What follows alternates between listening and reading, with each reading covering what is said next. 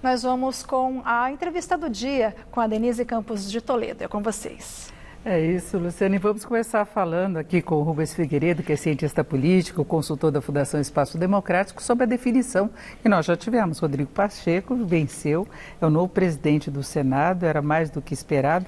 Assim como é quase esperada a vitória de Arthur Lira na Câmara também, não é, Rubens? Boa noite. Boa noite. É muito difícil a oposição vencer o governo quando o governo se empenha e faz o que deve fazer, entre aspas, né, para se vencer a eleição. Então, o presidente Bolsonaro participou ativamente, liberando emendas, prometendo cargos, e a oposição na Câmara e no Senado não deve ter chance na eleição de hoje.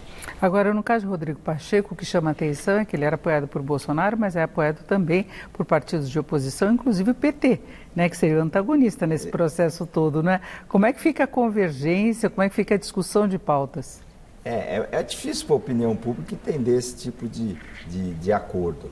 O que acontece é que os partidos eles se conversam e disputam cargos na mesa e nas comissões temáticas que são muito importantes para levar para o plenário a votação das matérias legislativas. Então, por isso a gente encontra os antagonistas na mesma linha de pensamento durante a eleição. Mas é óbvio que o PT tem um pensamento, um programa, uma proposta completamente diversa da proposta liberal, que é a proposta do governo Bolsonaro. Agora, Rubens, se espera que depois da definição das eleições no Senado e na Câmara haja um destravamento da pauta, não é? Desde começo de novembro do ano passado, por causa desse clima político, houve uma trava na agenda, não foi questão de pandemia, muita coisa ainda em aberto. Você acha que o perfil dos dois que devem vencer, já considerando também Arthur Lira, esse perfil seria reformista, vai facilitar a agenda do governo? O governo sabe exatamente o que ele quer em relação a essa agenda? Não sei se o governo sabe exatamente o que quer. Agora, para melhorar o diálogo, a interlocução entre a Câmara e o Senado e o presidente da República. Denise, o Brasil é um país a ser reformado. Nós tivemos recentemente um avanço na área trabalhista, com o fim do imposto sindical, tivemos a reforma da Previdência, e nós precisamos reformar o Estado. Não é possível que um funcionário público ganhe 96% a mais do que o seu similar na iniciativa privada. Não é possível que ele tenha integridade e paridade na aposentadoria. Isso faz com que o Estado seja uma monumental fábrica de desigualdade. Ao invés de atuar para que diminuam as desigualdades, ele as aumenta. Então, essas reformas precisam ser feitas urgentemente e a sociedade precisa pressionar para que elas comecem a andar de fato. Agora, falar pelo perfil mesmo dos dois candidatos, o compromisso, por exemplo, com o ajuste fiscal, era uma dúvida que se tem em relação ao Centrão, que está saindo vitorioso agora das eleições. Não é o perfil deles é mais de intervenção na economia, de provocar um crescimento maior, sem essa responsabilidade fiscal. Tem questão de troca de cargos, que em algum momento pode representar, inclusive, expansão da máquina pública. Vou falar uma coisa aqui meio polêmica, mas se o preço da votação de uma reforma administrativa que vale a pena são algumas dezenas de cargos e a liberação de emendas, quer dizer, a emenda não vai para o bolso do parlamentar, ela vira obra. Então o preço está muito bem pago, porque o Brasil precisa urgentemente reformar sua estrutura estatal. Exatamente, essa reformulação que se espera. Agora, tem a questão também de costumes, e eles não têm um perfil tão conservador como o presidente Bolsonaro quis colocar desde a época da campanha, em relação a essa outra agenda que não é econômica. Denise, a agenda econômica e a agenda da pandemia é tão forte, tão urgente, que eu acho que essa questão de costume vai ficar meio de lado. Por quê? Porque não é algo que empolgue a sociedade nesse momento de tanta dificuldade. Nós temos 15 milhões de desempregados, agora acabou o auxílio emergencial, nós temos que destravar a pauta liberal, tem que desestatizar, tem que privatizar. Tudo isso ganha uma relevância muito grande e deixa a pauta de costume um pouco de lado. Agora, como é que você vê a situação da Câmara, o que nós estamos vendo agora, né?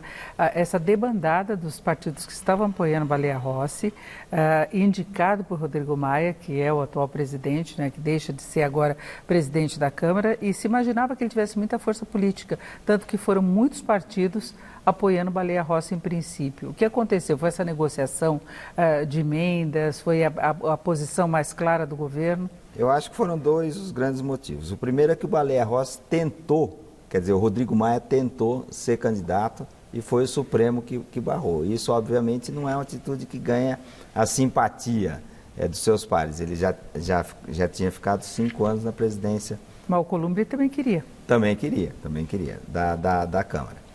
E o outro aspecto é que o Rodrigo Maia foi conduziu muito mal esse processo. Então ele é o centrão contra o centrinho. Então ele se uniu aos partidos de oposição, ao PSOL, e ficou um balaio de caranguejo que ninguém conseguia identificar. E esse tipo de negociação passa para a opinião pública uma ideia de balbúrdia partidária, porque o Rodrigo Maia, que é do DEM, estava articulando a candidatura do Baleia Rossi, e o próprio DEM liberou seus parlamentares para votarem livremente, daí a gente pode ter uma ideia de como está o quadro partidário brasileiro. E no último momento, Kim Kataguiri também se lançou candidato. Também se lançou candidato. Essas candidaturas mais, assim, vamos dizer, pitorescas, elas sempre surgem para que o deputado ganhe alguma visibilidade social durante o período da campanha. Agora, tinha uma divisão já anterior, até do próprio partido de Baleia Rossi, porque tem lideranças do governo que são do MDB, não é? Sim, é sem dúvida. Agora, a gente gostando ou não do Bolsonaro, a verdade é a seguinte, ele não loteou o seu governo para os partidos. Você tem ministérios com recursos muito grandes, como o Ministério da Saúde, o Ministério da Educação e Infraestrutura, que estão sendo ocupados por pessoas que não são da área política, não são pessoas ligadas a partido. Então, isso tem um custo. Num país que tem um sistema de presidencialismo, de coalizão, você governar sem os partidos é muito difícil. Talvez essa guinada rumo ao centrão dê alguma esperança para que a gente consiga votar as reformas tão necessárias. Agora, além da agenda, você acha que isso estabelece uma perspectiva diferente para as eleições presidenciais, que agora já serão no próximo ano? Então, a economia precisa melhorar, né? Hoje, quando você analisa o quadro, você tem à direita, você tem o presidente Bolsonaro, que dita a agenda do país inteiro. Então, o Bolsonaro muito provavelmente estará no segundo turno. Você tem alguns candidatos de esquerdas, Ciro Gomes, o candidato do PSOL, e alguém do PT, e você tem o centro que precisa se organizar aí para ter um candidato viável. Se a sociedade estiver muito polarizada, é muito difícil um discurso de centro vencer. Então, se as reformas forem votadas e a economia começar a melhorar um pouco, é possível que o Bolsonaro ganhe um pouco de mais força. Se não, vai ser uma disputa muito acirrada. Então, não depende necessariamente das novas presidências da Câmara e do Senado. E eu queria colocar o resultado das eleições municipais, que o Centrão também saiu vitorioso. Então, a impressão é que o Centrão é que vai mandar, a partir de agora, que vai jogar as cartas mais pesadas. A impressão é essa, mas o Centrão, os partidos do Centrão não têm um candidato eleitoralmente forte, né? Os candidatos que aparecem, Sérgio Moro e Luciano Huck, não são exatamente políticos ligados às ideias do Centrão. Então, tem que surgir um candidato forte do centro. A economia tem que dar uma patinada para que o Bolsonaro não fique muito forte e consiga vencer a eleição de 2022.